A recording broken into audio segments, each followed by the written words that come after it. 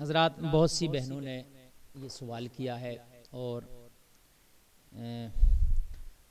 رابطہ کمنٹس کے ذریعے میسیج کے ذریعے کیا روزے کی حالت میں اگر کسی بہن کو حیض آ گیا تو کیا وہ روزہ ہوگا یا روزہ ٹوٹ جائے گا، اس میں کیا ہے؟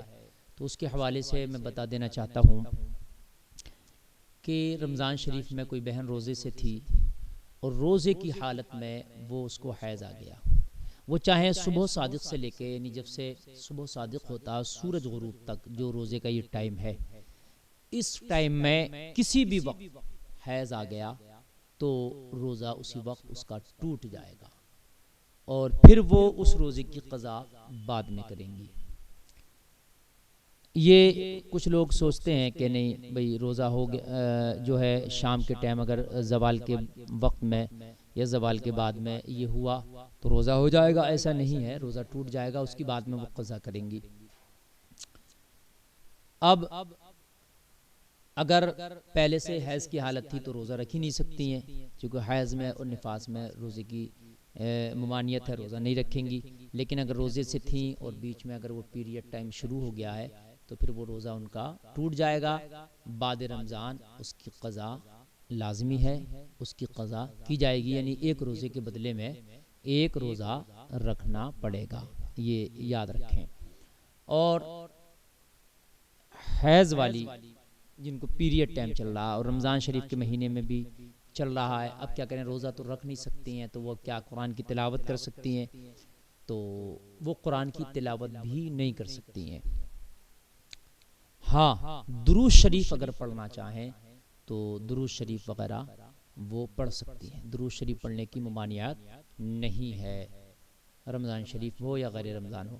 لیکن قرآن شریف کی تلاوت بھی نہیں کر سکتی ہیں تو نفاس والی روزہ بھی نہیں رکھ سکتی ہیں، نماز بھی نہیں پڑھ سکتی ہیں، اور جو صورتیں وغیرہ ہوتی ہیں ان کو بھی نہیں پڑھ سکتی ہیں، درود شریف وغیرہ پڑھ سکتی ہیں۔ اور اس کے بعد میں کھانا وغیرہ روزے دار کے لیے کیا حیض والی عورت بنا سکتی ہے؟ بہت سے بھائیوں کے یہ سوال آئے اور یہ میرے ذہن میں اچانک آ گیا، بہت سی بہنوں نے سوال کیا، وہ سوچتے ہیں کہ جیسے وہ خود تو روزہ نہیں رکھ رہی ہیں اور پیریڈ ٹائم ان کا چل رہا، تو کیا اب وہ روزہ دار کے لیے کھانا تیار کر سکتی ہیں، روزہ دار کے لیے افطار تیار کر سکتی ہیں؟ تو سامعین بالکل اس میں کوئی ممانعت نہیں، کوئی قباحت نہیں ہے کہ جو بہنیں پیریڈ ٹائم جن کا چل رہا ہے وہ اپنے دوسرے گھر والوں کے لیے روزے کی کھانا، روزہ دار کے لیے کھانا، ان کے لیے افطاری کا انتظام بالکل کر سکتی ہیں، اس میں کوئی قباحت نہیں ہے۔ امی عائشہ رضی اللہ تعالی عنہ فرماتی ہیں کہ میں جب ان ایام سے گزرتی تو اللہ کے رسول صلی اللہ تعالی علیہ وسلم بہت سی بار تو ایسا کرتے کہ جس کٹورے سے میں پانی پیتی اسی جگہ سے آقا کریم صلی اللہ تعالی علیہ وسلم خود منہ لگا کے پانی پیا کرتے تھے۔ تو اس وقت چونکہ ان کے ہاتھ کا بنایا ہوا کھانا ناپاک یا نجس نہیں ہو سکتا ہے، چونکہ وہ ایک ٹائم ہوتا ہے، وقت ہوتا ہے، تو اس میں وہ مخصوص عبادت نہیں کی جا سکتی ہیں۔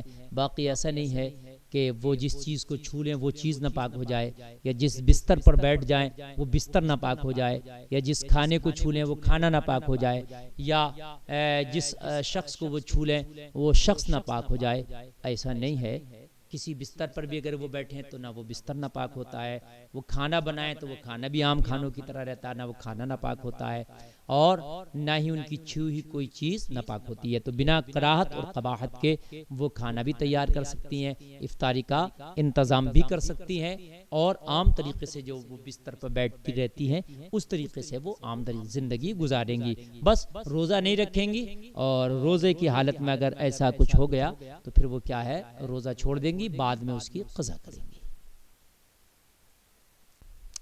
اور سامعین ایک بات اور اس میں بتا دوں، تھوڑا سا باریکی ہے، اس میں کہیں کہیں خطا ہو جاتی ہے۔ دیکھیے حیض اور نفاس اس کی ایک مدت ہوتی ہے، جیسے کچھ بہنوں کی ایک عادت ہوتی ہے کہ ان کو حیض اتنے دن تک آئے گا، تو وہ جو اتنے دن ان کی عادت ہوتی ہے وہی حیض شمار ہوگا۔ ویسے کم سے کم مدت جو حیض کی وہ 3 دن ہے، اور زیادہ سے زیادہ جو مدت ہے وہ 10 دن ہے. یعنی اگر کسی کو 3 دن سے کم یہ پیریڈ ہو جاتا ہے تو وہ پھر حیض نہیں ہے، وہ کیا ہے اس کا، وہ استحاضہ ہے، یعنی وہ بیماری کی وجہ سے وہ خون ہو سکتا ہے. یا 10 دن سے اوپر کسی کو یہ خون جا رہا ہے تو پھر وہ جو ہے استحاضہ ہے، یعنی بیماری کا خون ہے. تو اس میں پھر کیا ہے کہ وہ جو ہے حیض والے جو معاملات ہیں وہ اس کے لیے اس پر وہ نہیں عائد ہوں گے. تو حیض کی مدت جو ہے وہ کم سے کم 3 دن، زیادہ سے زیادہ 10 دن ہے. اب اس 3 اور 10 کے درمیان ہوتا کیا ہے، عادت ہوتی ہے، کسی کو 5 دن، کسی کو 6 دن. تو عادت کے مطابق جب یہ پیریڈ ٹائم یعنی یہ خون آنا بند ہو جائے مکمل طریقے سے تو سمجھیں کہ وہی ان کا پیریڈ اس دن ختم ہو رہا ہے. تو اس دن وہ غسل کریں گی، اور غسل کرنے کے بعد سے وہ اگلے دن روزہ رکھیں گی، نماز بھی پڑھیں گی. یعنی پھر ایک بات سمجھ لیں کہ اس کی مدت کم سے کم 3 دن اور زیادہ سے زیادہ 10 دن ہے. اگر 3 دن سے کم کسی کو خون آتا ہے تو وہ استحاضہ کا یعنی بیماری کا ہے. 10 دن سے زیادہ کسی کو خون آتا رہتا ہے تو وہ حیض میں شامل نہیں ہوگا، وہ بھی استحاضہ کا ہے، وہ بیماری کا ہے.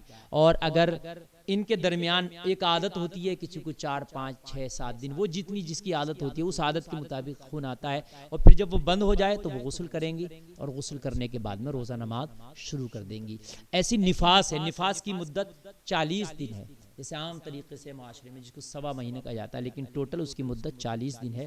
وہ 40 دن ہی آپ کو جو ہے گزارنا ہے، وہ 40 دن ہی مکمل ناپاکی کے مانے گئے، اس میں کم و زیادتی نہیں ہے. تو وہ 40 دن تک کیا ہے، روزہ اور کیا ہے نماز سے دور رہیں گی. لیکن اس میں تھوڑا سا فرق ہے.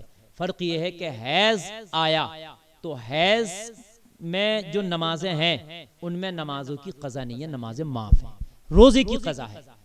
جو پیریڈ ٹائم ہے اس میں ایک بار اور سن لیں ہماری بہنیں، ہمارے بھائی، یہ تھوڑا سا اہم مسئلہ ہے کہ پیریڈ ٹائم میں جو کسی کو حیض آیا تو حیض میں جو نمازیں تھیں وہ نمازیں معاف ہیں، وہ ان کی قضا بھی نہیں کرنی ہے. لیکن روزے جو چھوٹے ہیں ان کی قضا کرنا ہے. اسی لیے دن کے بارے میں نے بتایا، کہیں ایسا نہ ہو کہ 10 دن سے اوپر ہے تو آپ حیض ہی سمجھ رہے ہیں اور نمازیں چھوڑتے رہیں کہ معاف ہے اس پیریڈ میں. تو ان کی معاف ہے جو واقعی حیض ہے، جو حیض ٹائم ہے آپ کا پیریڈ ٹائم ہے، انہی کی معاف ہے. اس کے علاوہ اگر خون ہے تو پھر وہ بیماری کا ہو سکتا ہے، ان میں نمازیں معاف نہیں ہوں گی. ایسے ہی نفاس کا معاملہ ہے، یعنی حیض میں نماز معاف ہے، روزوں کی قضا ہے، لیکن نفاس میں نمازوں کی بھی قضا کرنا پڑے گی اور روزوں کی بھی قضا کرنا پڑے گی. اس میں دونوں میں سے کوئی چیز معاف نہیں ہوگی. یعنی جتنے ٹائم تک یہ 40 دن ہے تو اس میں نفاس رہے گا، تو اس میں روزے جو چھوڑے تھے وہ روزے کی بھی آپ قضا کریں گے، اور جو آپ نے نمازیں چھوڑی تھی ان کی بھی قضا کریں گے.